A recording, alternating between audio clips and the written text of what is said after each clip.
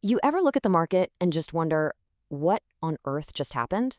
One minute, things are looking okay, and the next, it's a sea of red. Well, that's exactly what we're going to break down today. There was a sudden dip in the Indian stock market that caught a lot of people off guard. And believe it or not, it all seems to tie back to a single, really powerful statement made thousands of miles away. And yeah, here it is. This is the statement that sent shockwaves through the market. A proposed bill called the Sanctioning Russia Act of 2025, which is apparently backed by former President Trump. And the number that really got everyone's attention? A staggering 500% tariff. No, that is not a typo. It's a number so huge it's clearly designed to make a point. And wow, did it ever land with investors. And here's the immediate result.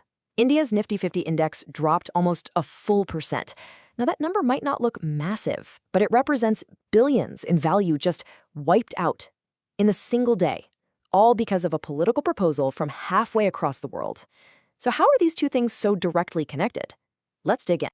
Okay, so it all boils down to this one proposed new law in the United States and what it could possibly mean for India's economy.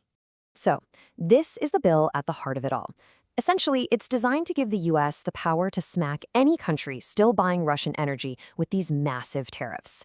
The main target is obviously Russia, but the fear is that India could get caught right in the crossfire.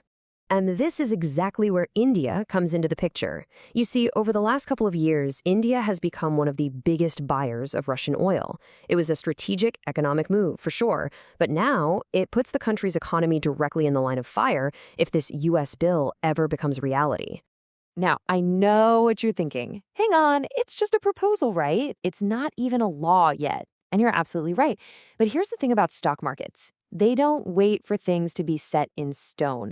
They trade on rumors, on fear, and especially on uncertainty. The mere possibility of something like this happening is more than enough to trigger a sell-off. So why the panic? Why does a single political statement, something that isn't even law, cause such an immediate reaction? Well, it all comes down to a really simple but incredibly powerful chain reaction of economic fear. It's actually a pretty straightforward chain of logic. First, the US is India's single largest export market. That's a huge deal. Now, if these massive tariffs were imposed, Indian goods would suddenly become way more expensive for Americans to buy. That in turn would squeeze the profits of Indian companies. And investors, anticipating all of this, start pulling their money out of the sectors they see as being most at risk. It's a domino effect. And what makes this threat feel so credible to investors is that it isn't coming out of the blue. There's already a smaller, about 50% tariff on some Indian goods that are tied to Russia, and it's reportedly already slowing down shipments. So for investors, this new 500% idea doesn't sound like a fantasy. It sounds like a dramatic and scary escalation of something that's already happening. You know, when this kind of fear hits the market, the pain isn't spread out evenly. Some sectors get hit way harder than others. So where did investors see the biggest risk today? The trading data makes it very, very clear. Metal and mining stocks got absolutely hammered. They fell by more than 3%. By a long shot, this was the worst performing sector of the entire day. And no surprise here, oil and gas stocks also took a major hit, dropping over 2%. I mean, with the direct connection to sanctions on Russian crude, this sector was an obvious target for any nervous investor looking to reduce risk. And when you actually visualize it, the story just pops right out at you. I mean, just look at how much steeper those drops were from metals and oil and gas compared to the overall market average. This wasn't a case of sell everything, no. This was a targeted strike on the specific sectors that investors saw as the most exposed to this new threat. So why are metals always the canary in the coal mine when things get shaky?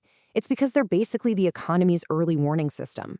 The moment trade tensions flare up, the very first fear is a global slowdown. And what does a slowdown mean? It means less building, less manufacturing, less infrastructure projects. And that instantly crushes the demand for the basic building blocks of our economy: steel, aluminum, copper, you name it.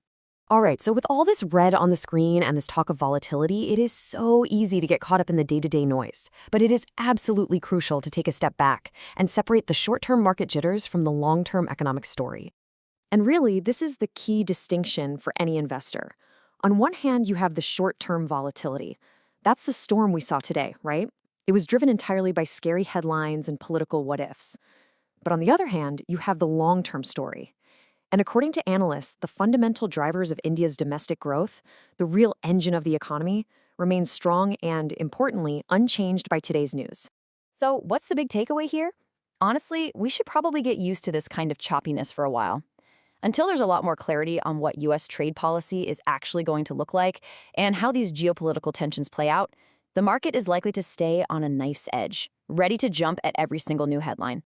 And all of this leaves us with a much bigger question to mull over. What happened today is just a powerful reminder of how interconnected everything really is. In a world where a political statement in one country can instantly impact your portfolio in another, you have to wonder, is any investment anywhere truly immune to the influence of global politics? Definitely something to think about.